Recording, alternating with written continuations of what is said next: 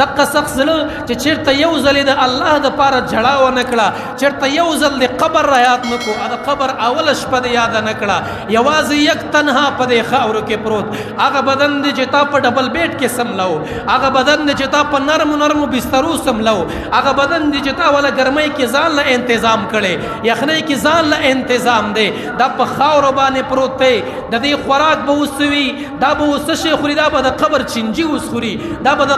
قبر خاورې خاورې کوي، دا زړه به کله نرمېږي، په څه باندې به نرمېږي. ابو هریره وی رضی الله تعالی عنه یو صحابي راغی، یو کس راغی د الله رسول ته وی د الله رسول زړه مې ډېر سخت دی، ما ته د دې علاج راوښیه، دا زړه به مې څنګه نرم شي. حق د الله پیغمبر صحابي ته وی زما صحابي دوه کارونه وکړه چې زړه دې نرم شي، یو دا وکړه د یتیم په سر باندې لاس راکش کاږه، د یتیم د آه او د یتیم د بېوسۍ غږ واوره، دا یتیم خپل بچی وګڼه، د دې یتیم په خپو چې پیزار نه و، د دې یتیم چې په ګرمۍ کې او په یخنۍ کې اسباب نه و، د دې بچي چې په یخنۍ کې چې را روانه وه چې یتیم دی د هغې په غاړه باندې ښه ښایسته بنین نه و، د دقه یتیم بچي غم وکړه او د دې یتیم بچي اواز او فریاد واوره، او دویم چې ته په غریب او مسکین باندې خوراک وکړه، ستا په زړه الله پاک نرم کي، په دې زړه کې به نرمي پیدا شي، بیا به د الله دپاره جړا درځي، بیا به د الله دپاره جاړي، بیا به د الله دپاره سترګو نه اوښکې روانې وي،